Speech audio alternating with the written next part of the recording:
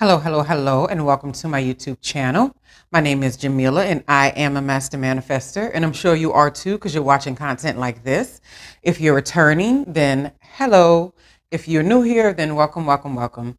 I talk about everything related to manifesting the life that we choose and some of those practical aspects of it that we can put these things in place and sort of just create what we want to see in our lives, create the experiences we want to have. Today, what I'm going to talk about is 10 things that I will say this, all master manifestors have in common.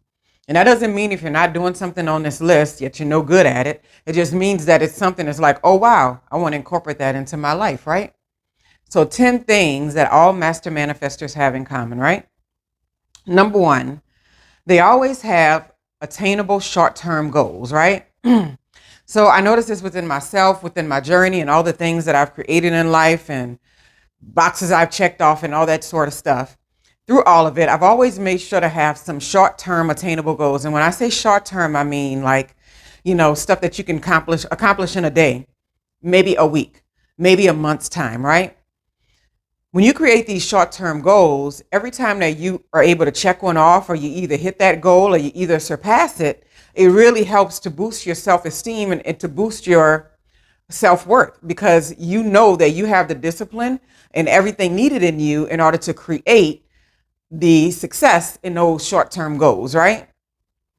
A lot of times if we have goals that are too far-fetched for us before we can believe in them, it just buries us deeper and deeper into unbelief, right?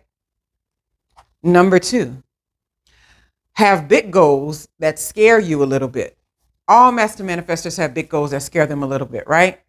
So whenever I'm creating like a yearly goal schedule or either if things happen too quickly and I accomplish all the goals before the year is out, I'll make something in the middle of the year. Like New Year's, that doesn't mean a lot to me as far as goals are concerned. But I do see how the mindset is a new beginning. A lot of the systems in the world are new beginnings at the beginning of the year. So it's not a bad idea, right? So I just don't think you should wait until, for like I hear people already saying 2023 is going to be my year. What about the rest of 2022? We're still here. Anyway, goals that scare you a little bit are the kind that create the self-esteem boost that you need in order to push you way past the finish line, right?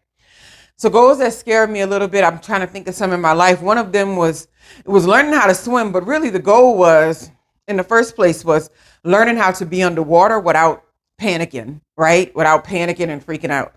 So the fact that I actually learned how to swim on top of it was just icing on the cake. I did want to learn, but one of the biggest things was being comfortable in the water. So that's definitely a goal that scared me a bit. And I put a lot of time and energy to make sure I accomplished that goal. I attempted several times until I found the right instructor and then it all worked out, right? Something else that scared me a bit was working on a PhD. I'll be honest with you. I felt like a dissertation and doing the type of research that was expected on the level that is expected in higher ed or like a traditional university, that it was, I was in over my head. And many, many times throughout the process, I felt like I was in over my head. And the fact that I just let one moment unfold at a time, I let one day unfold at a time, week to week, and all of the right people in right attitudes were attracted to me because I was not willing to give up, but it was definitely a big goal that scared me. So all master manifestors, number two, have a big goal that actually scares them to some degree, right? Number three is master manifestors do not let other people define success for them, right? And it's not to say that what other people decide is success, that there's something wrong with it. There's nothing wrong with it. It's just that some overwhelming ideas can affect the way that you see success in your life, right? Like success for me is not one of those things like a big house, fancy, fancy cars and having the latest name brand, this and that. It's like more the material aspect of it. Although I don't shy away from people that enjoy those kind of things because it doesn't mean that they're not great. It just means that they define success a little bit different than the way that I do. Don't let other people define success for you because whatever is unique to them and what makes sense for them, you might find that it doesn't make sense for your life, right? And it's just the truth of it. So depending on how you like to work and where you like to work and what you like to do.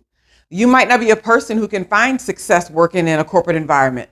You might not be a person who can find success getting a bunch of college degrees. You might not be a person who can define success by making a lot of money. And that doesn't mean that anything is wrong with the way that you define it. You just have to create a personal constitution for yourself and decide what is success to me and what would make me feel like I have arrived for myself, right? That may be being an amazing mother who's attentive, who knows what her children are going through, who's connected, who's empathic, who's emotionally in tuned, who doesn't emotionally dump on her children, who, gives the children space to grow and learn and be and understand who they are and who they want to be in the world. You may have real specific criteria about how you want a mother or how you want a father. And that may mean success for you. But for someone else, it may mean I can buy my children this, I can get my children that, I can put them on trips around the world. And none of them are any less than the other, right? But you just have to know which of those areas are most important to you, right? Don't let other people define your success, because you'll find yourself miserable every time trying to live up to what their standards are. You'll be leaving behind the most attractive and interesting parts of yourself, right? Number 4, they don't let others define failure for them either. So I remember being around people sometimes in different spaces to where I would have something that happened and they would want me to say that I failed at it. And they would think that I was not being humble or I was being arrogant if I didn't call it a failure. But the reason why I wasn't harping on calling things failure is because I know that every piece of the puzzle, every bit of the way that we go, it's a process. And in that process, there's going to be dips, there's going to be valleys and peaks, ups and downs, ebbs and flows. That's just the way life works, right? That's like one day you can feel like you have everything together, and then like the next day you can feel like you don't even know who you are. That's just the way life operates. And to think that it's supposed to be any different from that can really damage your psyche. So just having an idea that you don't let other people tell you what's a failure in your life. It's like, I'm not going to let you make me think that just because I had to sell my house or something, that's a failure. No, I call it a success because I realized I wasn't the kind of person that wanted a house in that neighborhood. I didn't want to live there anymore and I didn't want to have it. It just wasn't me, right? And you have to just decide that. And you have to decide I am successful, whether or not that thing worked out or not. And for me, failure would have been staying with it. I remember talking to a friend about marriage and divorce one day, and she was telling me, a divorced person, which I think is odd. Sometimes people forget who they're talking to, but it may be a good thing. That, we don't want to quit. We don't want to be quitters. We don't want to fail at marriage.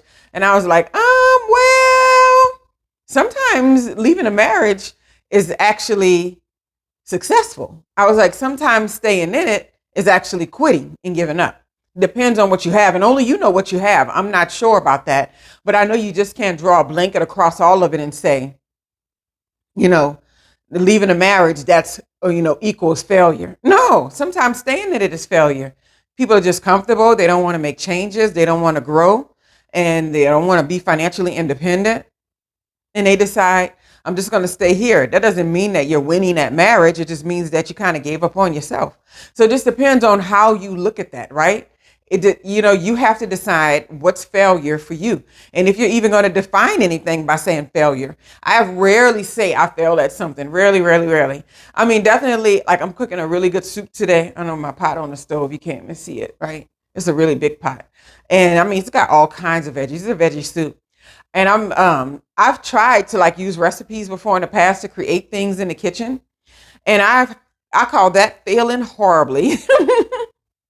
I was trying to make vegan bread one day, right? That's like bread without milk, without eggs, or whatever you put in bread. I mean, just some of the things that are staples normally in baking. You try to do it the vegan way, it doesn't come out right? There's not any real good substitutes for eggs. I don't care what anybody says.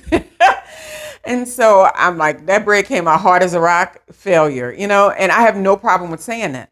But you have to decide for you. Someone else would say, well, no, that's just process. That just means that next time you try, you know exactly what not to do. The whole Thomas Edison quote, he said that he didn't fail 10,000 times to create the light bulb. He learned 10,000 ways that it didn't work. And I find that to be some of the most successful people with that mindset, they have the right outlook, in my opinion, right? Number 6. I'm sorry, number 5. I'm about to say, wait, I'm skipping. They don't spend a lot of time on people that aren't for them. So master manifestors are people that think like, I want clearness and clarity in my life. I want to create a streamlined approach to how I handle people, places, things, and environments. They don't get too caught up on people that are not for them. And when I say people that aren't for them, that's people that aren't looking out for the best interest in how you think and who you are. People sometimes try to fit you into a little box of what they think you should be doing because they see something not working out for you there. And so they're just like, if you were doing like this instead or like that, but it's like not really knowing who you are. They're like, you don't really know me. If you really knew me, you wouldn't be suggesting that thing to me right there, because that's the way you think. That's the way you would handle it. But I mean, think about me and who I am and what type of advice that would relate to the type of personality that I do have, right? And a lot of times we're around people that don't even really know us. Like we feel some kind of need or something for them. We're just somebody to chat with or a friend to hang around with, somebody to go to lunch with, all these little things. But we're not even, they don't even know us as a person. Like they're not even in tuned with us as a person, right? Or they think they do, and they're not really that good at it. And so their suggestions are not coming from a genuine space because they don't have a genuine connection to you, right? So just making sure that you are around people that are for you, people that want to see you succeed in whatever way that you define succeeding, people that want to see you happy in whatever way that you define being happy, people that want to see you grow in whatever way you define growth, right? Because if people don't have your best interest at heart when it comes to how you see your life play out, a lot of people are just worried about whether you're going to leave them behind or whether you're going to not have time for them, or you're not going to be able to make it to lunch, or you're going to leave the book club, or or you're going to outgrow the job or something like that. They're not necessarily worried about you as a person, right? That's why one of the most mature things I hear people say is when they let go of relationships with other people and they told them, I just want you to be happy because I care about you as a person that much. I don't really care about if that happiness is with me, right? And most, I'm not going to say most, a lot of people are not emotionally mature enough to decide, I want to see you happy. I want to see you enjoy your life, even if I'm not included in your plans, right? Because it's just the truth. If somebody doesn't feel like that, then they're not really for you in a sense, right?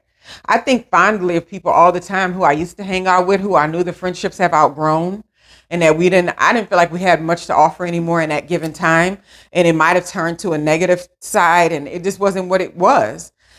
And I think about people fondly all the time, and I go, oh, I hope they having this thing that they always wanted. I hope they're doing this. I hope they've created that, because I tend to be around people. People talk about their dreams and goals and hopes and stuff with me. I'm one of those kind of friends or connections. I start talking about the bigger picture in 5 seconds. That's just where I live. And I've always, known what people want to accomplish and what they're trying to create and who they want to be in this world. And I think about people fondly that are no longer nowhere in the vicinity of my space and think, I hope she got that thing that she really wanted. I hope I hope he found that thing that he was looking for. I hope he was able to love himself or develop himself to the level that would be enough for himself, whoever it is I'm thinking about. So that lets me know that my mindset is right about wanting happiness for people and wanting fulfillment for people, even if I have nothing to do with it in the moment that they have the happiness and fulfillment, right? Another thing is number 6. Master manifestors don't conform too much because they know that it kills their uniqueness. So I'm a kind of person, I'm a little weird. Always have been a little bit weird. Always have been. I mean, if it wasn't being brought up as a little girl that was Muslim in kind of a country kind of town, outside of New Orleans, having a name that nobody had, if your name was like Waukesha, Lakeisha, Uniqua, all these little names, that was regular. But like Jameelah, they could tell that it was something different. And then last name, Raouf, they'd be like, what is that? Where y'all from? Y'all African? Oh God. It was always that. And just never needing to fit in. Like I never had the desire to, oh, I need to have this friend group, or I need to hang around with these girls, or I need these people to like me. I was that little weird kid that was on the ground playing with sticks somewhere by myself if nobody wanted to play with me. And if somebody did, well, that's fine. I'm good. We can play together. And I'm so grateful to have been born into that personality, because it makes you a lot more self-soothing as you grow up, right? I've seen like a lot of extroverted people and the need to feed off energy from others, and they get very unhappy when they can't access other people's energy. So the fact that I create my own energy, especially when I'm in solitude, to me has always been a very unique bonus, right? And I've met people that were kind of the same way. I've never decided to conform a lot, which I notice a lot of people who are living lives that they choose don't conform a lot, because I know that my uniqueness is my superpower. I know that my uniqueness is what creates and develops beautiful things in my life with effortlessness. If I'm busy trying to conform to what I think other people define as success or failure, or what they define as greatness or something beautiful, then I'm going to miss the boat on my natural abilities. And then if I start conforming too much, every time it's time for me to create something, I'm going to have to tap into something that's not naturally and uniquely and genuinely me. So it's just like you can create something in a very inauthentic place, but in order to keep it, you're going to have to remain there. And you see that a lot with celebrities and artists and all that sort of stuff. If you don't feel like it's a depth of a deep part of your personality and something that you're doing defines you in a very unique way, you might want to reevaluate it, because you can manifest things related to that, but you may not be manifesting in a direction that will completely fulfill you at the end of the day, right? Master manifestors understand the importance of their uniqueness and the importance of the way that they see the world and the importance of the way that their brain operates. And this is a side note. Master manifestors don't spend a lot of time trying to convince other people of these things, because we understand that a lot of people won't get us and they won't get it, and it's okay. It's no big deal, because we know that we're content and happy the way that we are. And if people like it, they can come and hang out. And if they don't, we're going to be okay anyway. It's just how it works, right? So you don't spend a lot of time conforming, because you know conforming doesn't get you to where you want to be. And you can't be a superhero if you don't have a hold or a grip on your uniqueness. And that's just the truth. It makes you produce work and produce creativity that you have not gone anywhere outside of your realm to do. And people jump up and down and yelp about it. This just happened to a job I did for work. Something creative. I mean, and it was the first thing like it that I've done. And I was like, okay, this is just how I see it. Let me lay it out like this and organize the layout like this, and, present it this way, change this wording. Maybe this could be a little bit better. These people went bananas about, oh, wow, that's so amazing. I can't. And I'm like, I was like, don't take away from it, because I always want to do that a little bit, take away from it. Like, I was just being myself. I'm like, what a beautiful place to be in when your uniqueness just shines through and you're able to create from that place without having to conform who you are, right? Master manifestors don't spend too much time conforming. Another thing is, number 7, they take personal inventory about their skill sets, right? So this is, to me, what people might call a reality check, right? Reality doesn't necessarily have to mean negativity. A lot of times people think reality, they think negativity. That's because we have a negative leaning society. A lot of times reality is a good thing, right? I remember being younger and like picking apart my looks all the time. And, just things that young girls do, and always thinking, if this was a little bit more like this, if this was like this, if my nose was smaller, if my lips were smaller, all these little things that was just European beauty standards that you didn't know no better about until you got older and you realized, wait, I'm supposed to be like this. I'm good. All these little things that you want to play with. But I took personal inventory. I'm like, reality check, girl, you're beautiful. You have a face. That's your face. It's your beauty. It's your joy. You have to learn to love it and, be happy and rejoice in it, right? Reality checks can be very good, very, very good things. They're not negative things all the time. Reality check could be you going to the store, trying to buy something that costs $150, and you check your bank account, you got $75. A reality check is, you know what? I can't have that today. And then you have radical acceptance.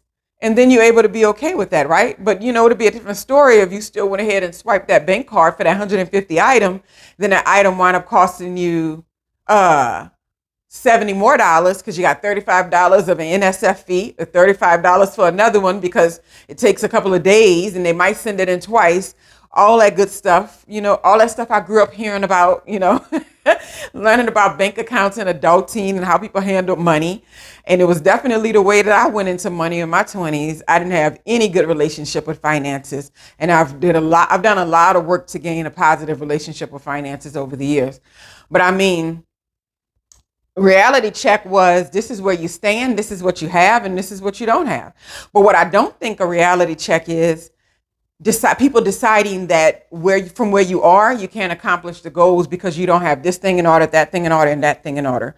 I don't believe that. I believe the reality check with that is, you start working on those smaller short-term goals. And as you get so laser focused on these things you want to create, the other doors start opening up for you. And you'll know when to make the right moves. You'll know when to talk to the right people. The right doors are open for you. And the path will keep on showing itself the closer and closer and the further you get towards that goal, right? So just keep that in mind. Take personal inventory. Your skill set is a very part of your personal inventory, because you got to know what you have to offer and what you don't at different times in your life, right?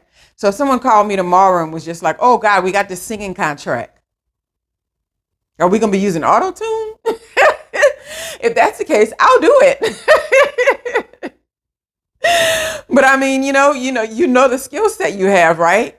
You know what you're capable of to some degree, because you've kind of been in all the nooks and crannies of who you are. And if you don't know that yet, that's something that's very important to work on, is like, what is my skill set? Who am I? What do I have to offer? And what areas do I shine? Because not knowing where you shine will have you over and over again trying to create in spaces where you don't have the fertile ground, right? I always tell people, stick with your good stuff. I'm very creative when it comes to digital technologies and graphics and all that, but I'm also very creative when it comes to teaching, complex subjects in the classroom and how I teach those things, right? So while I don't discount one for the other, I know when one of them is going to be much more beneficial than the other, depending on which environment I'm in. And I'll create a resume or a CV related to one skill set, and then another one related to another, and it looks like two different people. It's the same person. It's just me. But I understand my skill set at this point and the things that I want to take to the next space with me. So when you do that reality check, it also opens doors for you to create new skill sets, things that you haven't thought of. Because once you look and say, well, I don't have this skill set very good. Somebody asked me about teaching a class on statistics. And I can honestly say, just reading the description made my insides cringe. But something about it is, I still want to go forward with applying for it. I have no idea why. It's sociology, and I wouldn't mind teaching the course, but I tell myself, you can do anything. And the fact that I'm compelled to keep on going forward with the process, I know it's because there may be something else inside of it that I just can't see yet. And so, but I do have an honest skill set to say, you are not the best person to explain math and statistics to other people. My math happens in my head. I'm very quick with math in my head. I can do taxes, tips, how much are you getting a discount. I'm really good at looking at items on the shelf, and if it's a 5-pack over here and a 1-pack, which one is the better value? I can do that stuff almost instantly. But if me explaining to people how I get to those numbers in my head, that's a whole nother story, right? My math is very intuitive. I'm very sharp, but it's for me. So understanding your skill set is so very important, right? And number 8, master manifestors don't turn down opportunities, even if it's something that they don't want very badly. And then when I say this, I don't mean like wasting your time in areas of things that you don't want to do. I mean, like, okay, so I was speaking for a while at a lot of different places about how to survive financial aid, giving people who are first generation college students all of the game on how not to be stuck with a whole bunch of student loans when you leave school, and then what to do with the money when you got it, what grants were, what scholarships were, the differences in them. And you would think some of that is intuitive, but a lot of people, parents, a lot of people didn't know. So people would call and ask, we have this group that we're meeting together. Do you want to come do your presentation? I'm like, oh gosh, 5 people. But I would go do it anyway. So it wasn't something I wanted to do that badly. But I'm like, it's an opportunity. It's another opportunity to touch other people, to bring some type of a service to other people, to help other people navigate life, the world, the finances, navigate the college experience. And I would always see it as an opportunity as opposed to something that was just taking up my time.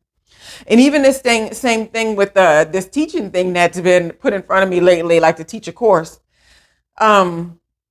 I can honestly say I was like, I don't really want it that bad. But when I think about doing it, and I'm like, it would be very cool to do. I have a special way of teaching sociology, and I think students benefit from that. And I definitely benefit from being in classes with students doing that. I enjoy it a lot. So the way I'm feeling today is not going to dictate whether or not I go for the opportunity. So I always think it's so important to go for those opportunities anyway, even if you don't want them that badly. You know what I mean? Like, even if it's something that you just like, it's okay. But if it's in your wheelhouse and it's on your path, maybe you're being tapped for a reason. But only you can evaluate whether or not an opportunity is an opportunity, right? Because I'm always like, don't turn down anything. I was asked to do a talk lately, which I may discuss a little bit more as time goes on. I'm doing some training for it this summer. And I followed through with that. It was an instantaneous reaction to it when someone sent me the email. And as time went on, I kind of was like, ooh, do I really want to do that or not? But I'm like, no, your first instinct was do it. It's going to be important. Get it done and see it as an opportunity. So master manifestors don't turn down opportunities. They don't say no to a bunch of things that might be a part of some goal or success they're trying to achieve in their lives, right? Number 9, master manifestors have a positive leaning perspective. Sometimes when you get around people in groups and stuff, I've been noticing this since I went back into the workplace and stuff. And I sit around at lunch and you notice I'd have a deep sigh. And work events, and even with people who are the higher ups and managers and all, and they're so negative. All they talk about is they complain. I'm like, y'all don't really work that hard. Believe me, I know. I've had hard jobs. This is actually pretty easy. It's a cakewalk. But everybody has a different version of what they call a cakewalk, right? So some people, it's a psychological issue that they have with things, and it's rough for them, right? And so it's like, master manifestors, people that know they're in charge of their destiny, people that know that they're going to be successful no matter what, people that know that they have a special calling on their lives and they're here to create that calling, and they're going to figure out whatever they have to figure out in order to create that calling. They lean towards positive. So it's like, even when, I think about my daughter, sometimes they come out of the room and I've never dictated their clothing after the point when I used to dress them alike all the time. They're only 2 years apart. And I told them it wasn't so much of me trying to make them look like twins. It was way more so you would go to the store like Target and they would have this little outfit on clearance. If y'all are only one size, a size and a half apart, I would go get the other little outfit on clearance and I would do my best to try to get it in another color. So they had a lot of clothes alike, and everybody else would buy them things and do the same thing. And so like as they got older, I really just stopped dictating their clothing and like they got put on what they put on. And they both have their own little unique styles. And a part of me was always wanting to pick it apart and say, if you did a little bit more of this, if you change, like, and I'm like, oh no, when I was younger, I hated that. I hated it. I felt like adults were making me, I felt like it worked on my self-esteem, and people thought that, I wasn't capable of dressing myself, and that I, was doing a bad job, and that I wasn't beautiful enough to pull off whatever I was trying to pull off, right? That was the way that I took it. So I stopped doing that. And so sometimes they come out of the room and they have on just the most interesting little outfits and clothing, especially the younger one. And I'm just like, you know what? I like it. You doing you. That's all good, right? I have a positive leaning perspective in that area because I refuse to give them any type of negative attitude I have towards something that they decide is good enough for them to wear or good enough for them to have. And I find that a lot of people can't do that. You get them involved in things, and everything that you get them involved in, they think being truthful is sharing some negativity related to it. No, you can also just say, you know what? It doesn't even affect me. Do you? I think it's great that you're in your own space. I think it's positive, right? I have all kind of things that go on. I'm not one of those women that's like real particular into the house, like decoration of. You can looking around, there's like almost nothing on the wall. That little rug is supposed to be put somewhere. It's been standing on the wall since we've been here. I like functionality. And if it's clean and nice, I'm good with that. And I don't really do a whole lot of decor. I like plants more than anything. So like all of this in front of me, plants, things like that. And I like plants, and I like cleanliness and organization. That's my thing in a household. Decoration, and not that much. I don't really care that much. I do make sure things match. I don't like, things just sticking out like sore thumbs, but it's usually very neutrals, grays, blacks, creams, beiges, browns, I'm good with that. Every now and then I throw some red in there, just to, to pop the little color in the room, but I'm okay with that. But sometimes people can visit. I remember being younger and being that way, and like family would sometimes would visit my house because they were very into like decorating, and they would have nothing but like negative things to say about how I was organizing my house to different degrees. So like I would force myself to get all into decorating to be impressive, and I was like, at the end of the day, I didn't really care about that stuff that much. And so that just lets me know that you can go in people's space in their life. I always have nothing but good things to say, but I'm not patronizing them. I really think most people are doing great. Like most people are doing pretty good in life. That, their houses are kept pretty nicely. They're, whatever they're working for is pretty good. I don't really have a lot of criticism when it comes to how other people are choosing to live their lives, right? I even try to be positive leaning even when I'm in the workspace because I notice it's very easy to start looking at what people don't have to offer and start, trying to capitalize on what they don't have to offer. But then I think, so and so is detail oriented. So and so is pays very good attention to the unique qualities that other people have to offer. So and so is really good at video editing or video production or something like that. And I start, more and more and more over time, positive leaning. I have conversations with people. I make sure that I compliment them a few times because there's always something positive to give to people by the time you get off the phone with them or have an interaction, right? So you'll find that being a master manifestor means that you're positive leaning. You purposely positive, right? You see people come in front of you and they're dressed a certain way. You may not care for it all the time. You find something to compliment, right? Make people feel good. Number 10, last but not least, master manifestors know that if what they really want in life is attainable by others, that it's also attainable by them. They don't look on the outside at other people and think like, oh no, that special thing that they created, that's for them. And that's not for me because I don't have the ability to create that, right? That's like the opposite way of a master manifestor's thinking. We generally think, if other people can do it, I think I'm going to try too. I've witnessed so many times where I'm in places to where when I was younger, I used to be intimidated in these spaces, but then I've gotten older and I see like certain people are in higher positions and all that. And I have like conversations with them and I'm like, why did I ever think people were so much better than me at certain things when it really wasn't true? And it's not about belittling people because that's not the focus of it. The focus is that people don't have to have as much as you thought that they did in order to get the things that they're receiving. So a lot of times, if it's something that we want to accomplish, we just have to keep in mind that if it's attainable for others, then it's attainable for me too. And it's not about looking down upon people and saying, well, so-and-so is so stupid. If they can do it. Yeah. Well, what do you want to do something for that you calling somebody stupid because they have? No, you understand the way a person's mind works. You've had a conversation with them. You've connected with them. And you're just like, wow, if they're successful in that thing, we have a lot of similarities. I know that I can attain that too. Some of my favorite mentors, people that I call them collected in my life over time. One of them, she's traveling nonstop. And I always think about that. I'm just like, I've rarely seen myself outside of raising children until most recently. And I'm like, oh yeah, children leave, they go and life moves on, right? And so that lets me know that, man, you'll be, still very healthy and youthful and being able to travel a lot. So people inspire you when you're a master manifestor. And you know that if they're attaining something that they truly wanted and you see it playing out in their lives, you get excited because you're just like, yeah, if they can do that, then that means that I can have it too, because we're all human after all, right? We all can find a way. Anyway, hope you enjoyed those 10 characteristics of master manifestors. And if for whatever reason you don't find yourself encompassing one of those, one of these ideas or pointings or principles or concepts when it comes to master manifesting, but now you know that what they are, you can go implement them into your lives.